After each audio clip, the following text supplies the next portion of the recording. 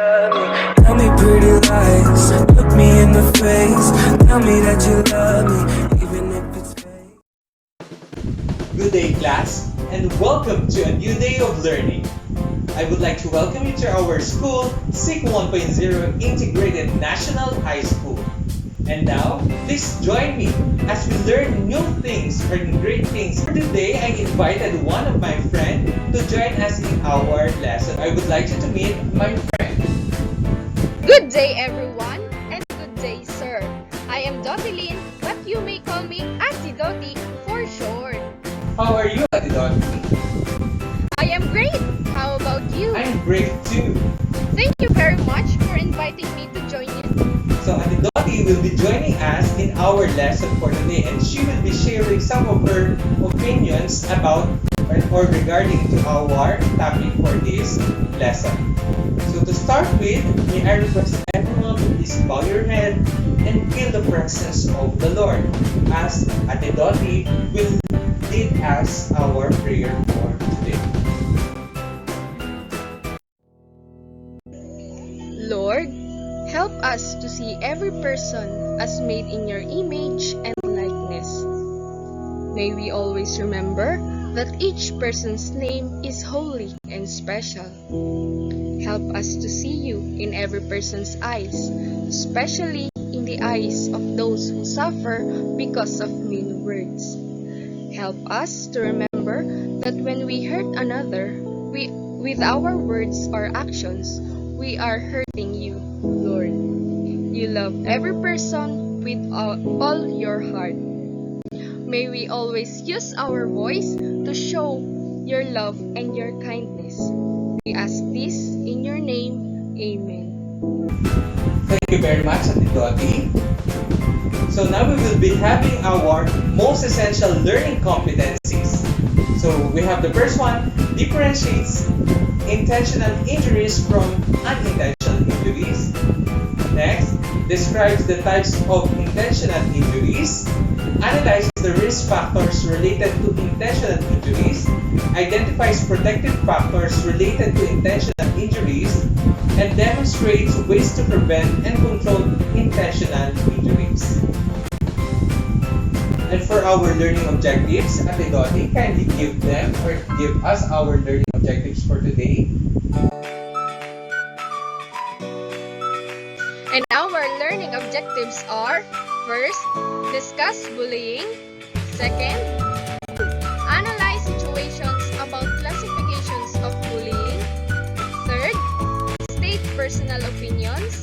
And fourth, perform differentiated activities about classifications of bullying. Thank you very much, Ate Doti. Before we start our lesson, we will be having a game. Do you love games, Ate Doti? Yes, of course. I love games.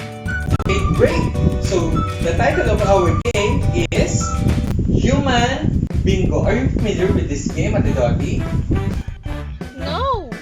Okay, but are you familiar with bingo? Yes. Okay, so I will explain the mechanics of this game. So of course, we will be having a bingo card for us to play this game. So all you have to do is to copy this bingo card template here and prepare to use your marker or your ball pen. So all you have to do is to mark the letter that corresponds to your answer or to the situation that may best describe you. So I will be giving different events or situations in each box of the bingo card. And all you have to do, if you already done this or if you already experienced these events or situations, all you have to do is to mark that particular box in your bingo template. In order for you to win is to complete the following pattern. So the first one is the border pattern. So if you complete this border, you will be receiving a total of 50 points. So the center one is 3. So anyways, this is necessary in this pattern. Okay? Then the next way to win is for you to complete this X the 3, 1 in the middle. So if you already completed this, you will earn 30 points. And then the last one is the straight line pattern. Whether it's vertical, horizontal, or diagonal. So levels. Okay, so you will earn 10 points for this pattern if you complete this. After this game, you will sum up your scores.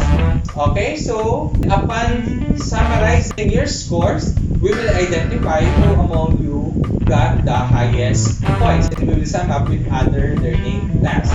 So, as what you can see in our bingo template, we have here the hidden events and situations. So, I will be revealing it one by one, and if you already do this or done this, or you already experienced this, so all you have to do is to mark the specific box in your bingo template. And Adi.e will help me to tell us or to discuss the different items in our bingo card.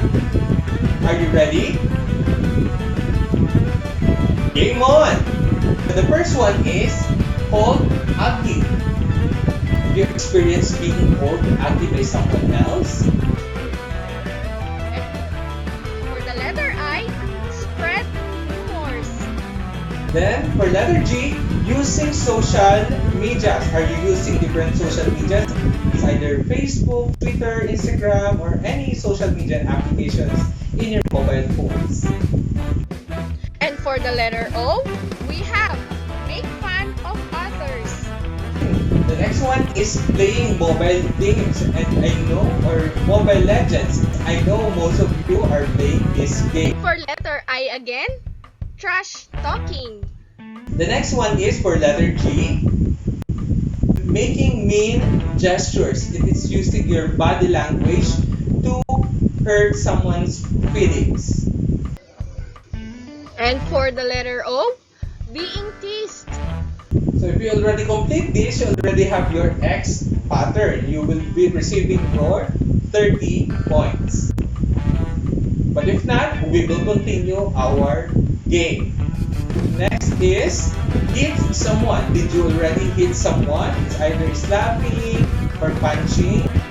Next, for letter N, posted I think that's making fun of others' pictures in the internet or online. And for letter G, being threatened. Have you experienced being threatened by someone else? For letter B, break other things. For letter N,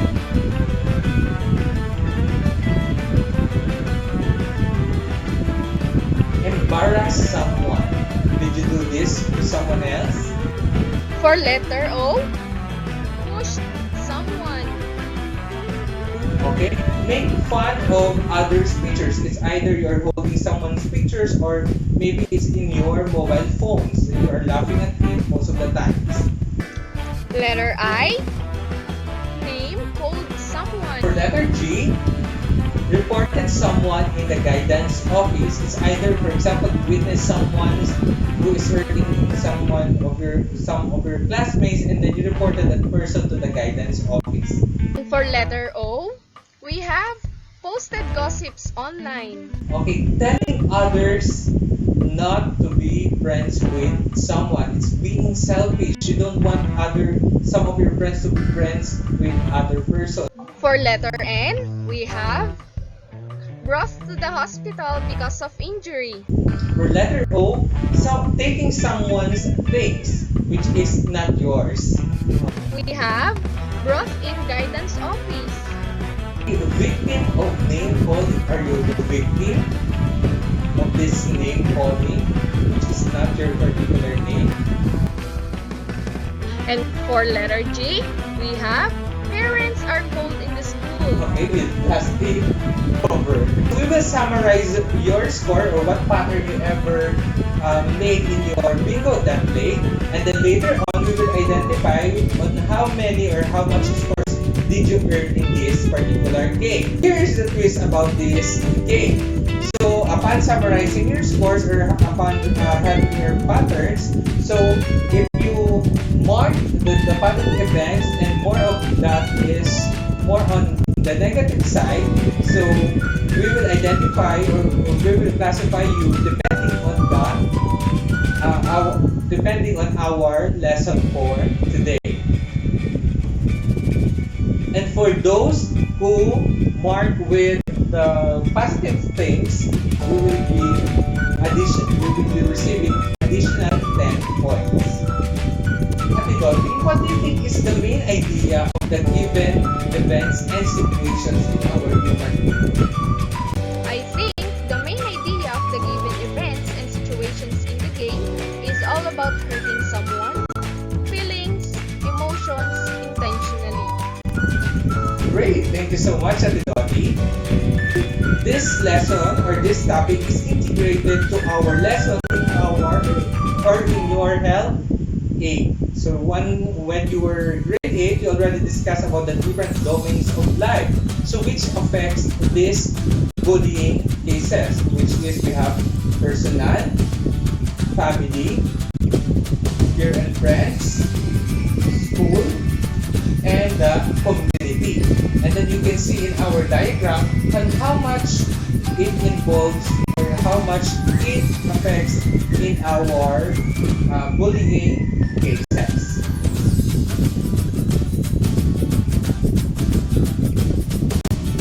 So, of course, this is also integrated in our ESP or Edukasyon sa Pagpapakatao wherein you are dealing with topic pambubulas. So, ito yung tungkol sa pananakit ng kapwa-tao o halimbawa ay kamag-aaral. And also, being your school disaster risk reduction and management coordinator, we are guided with the Department Order number 37 series of 2015, which is about the Unified DRRM Basic Education Framework, which is promoting the safe learning facilities and all about safety in our school. So we must secure the safety of our learners and your co-students in our academy. At the same time, we are also integrating the NDEP in this lesson since some of the people or some of the persons are being influenced by the prohibited drugs. That's why they are committing these kinds of acts. Okay? So, Ate Dolphy, how will you define bullying? Bullying is an unwanted, aggressive behavior. The behavior is repeated or can be repeated over time. Both kids who are bullied and who bully others may have serious, lasting problems. Okay, so from the word itself, unwanted. So you don't like it, I don't like it, and everybody don't want it. So that is why we consider this as bullying. Okay? So Ate Dolphy, how can we consider something or this act as a bullying?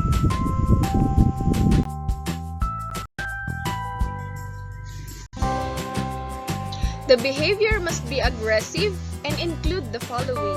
Okay, so we have the word aggressive or with force. An imbalance of power. Kids who bully use their powers such as physical strength, access to embarrassing information, or popularity to control and harms others. Okay, so you have mentioned the utilization of power. So this is one of the factors in bullying. Repetition. Bullying behavior happen more than once or have the potential to happen more than once. Okay, from the word itself, repetition, it means multiple times or almost doing things again and again. So what are the classifications of bullying?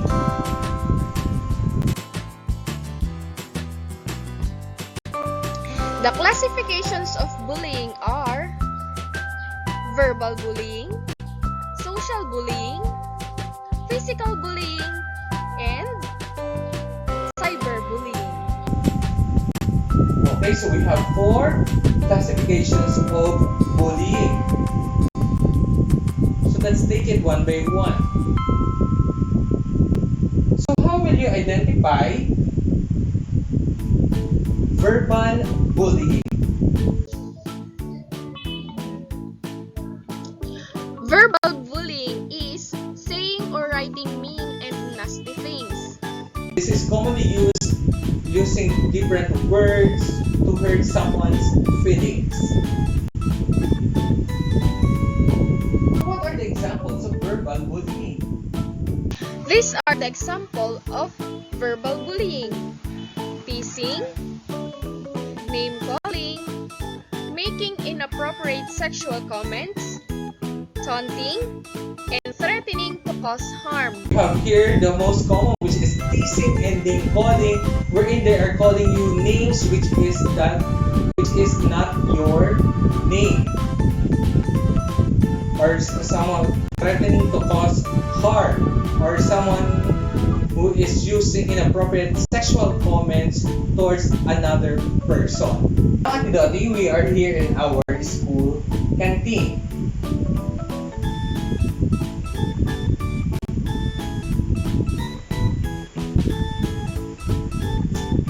So, how will you recognize social bullying? Social bullying, sometimes referred to as relational bullying, hurting someone's reputation or relationships. Okay, you mentioned relationship, so it means you're hurting someone's reputation or relationships, or the sense of belongingness other person. So what are the examples of social bullying? The examples of social bullying are telling other children not to be friends with someone, spreading rumors about someone, and embarrassing someone in public. Okay, so these are the most common. Spreading rumors about someone, or gossips or fake news about that particular person, or even embarrassing them in the public. And like what I mentioned a while ago, it is sometimes telling other children not to be friends with somebody. So that is being selfish towards another. And now, Ate Dottie, welcome to our school corridor, wherein most of the things are happening outside the classroom. So, okay, so how will you determine physical bullying? Physical bullying, hurting a person's body or destroying his or her possessions. You mentioned it's not just the body of the person, but the possession of that particular person. It might be the things that they own, but sometimes it is mostly the body contact of the bully and their victim, or by hitting, pinching, and punching that hurts them. So, what are the examples of physical bullying? The examples of physical bullying are hitting, kicking, pinching, spitting, tripping or pushing, taking or breaking someone's things, and making mean or rude hand gestures. By hitting, pinching, or kicking, or tripping, or pushing others so that they may hurt other students or other person. Okay, Dottie, let's move on. Welcome to our school computer laboratory. So, how will you identify cyberbullying? What do you, from the word itself, cyber, what do you mean by cyber? Cyberbullying is verbal and social bullying done through use of technology and electronic means. This is a means of the utilization of the different devices that we are using, such as mobile phones, or even our PCs or laptops that we are using in our generation nowadays. So what are the examples of cyberbullying? The examples of cyberbullying are social media such as Facebook or Twitter, using mobile devices, and using electronic mails. That's right. So because nowadays in our generation, we are fond of using different social media apps such as Facebook, Twitter, Instagram, or even TikTok, or even the Mobile Legends, or the different applications in our mobile phones or our mobile devices, or even in our different electronic gadgets that we can utilize to hurt other person. Thank you very much, Ate Dottie, for sharing your ideas and information about our topic for today about bullying. So, we will now proceed to our learning class 1. So, all you have to do is to list 3 classifications of bullying and 3 preventive factors. Explain how these classifications of bullying affects one's life. Okay? After finishing learning task 1, upon submitting that, you will receive automatically additional 50 points. And we will add that to your previous score in our human bingo game. And then we have our learning task 2. All you have to do is to write an essay about how teenagers prevent or avoid bullying. Write the activity on a bond paper. So you're going to limit your essay to 50 to 100 words. And for our rubrics per essay, at Dottie, please do the honor. Criteria. First, focus and details. For 5 points, the material includes all required elements as well as additional information. Third choice, for 5 points also, the material is exceptional in the choice of words. And for organization of ideas, the ideas are exceptionally organized. In sentence structure or the grammar and spelling, there are no grammatical or mechanical errors in the material. Okay, thank you so much, Ate Dottie. And upon completing our learning task 2, this is additional 50 points if you will submit this learning task 2 on time. So, 50 points for our learning task 1 and 50 points for our learning task 2. So, that will be added to your human bingo scores. Now, Ate Dottie, why do you think it is important for us to study the different classifications of bullying and its effects in one's life? For me, it is important to study bullying because we will learn how to protect ourselves, learn to care for others, stay away from danger or harm, and love one another. Thank you so much, Ate Dottie, for sharing your opinion about or regarding this matter. How about you? Why do you think it is important for us to study this particular topic about bullying? Okay, great.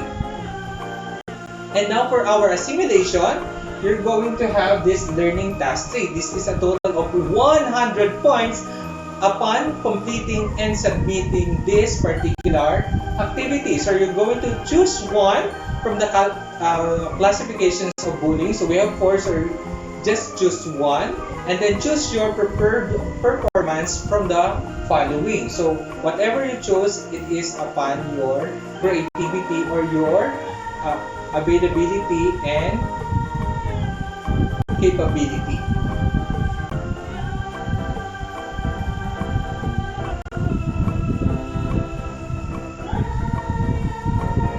Okay, so for the first one, if you are artistically inclined, you can do this poster making.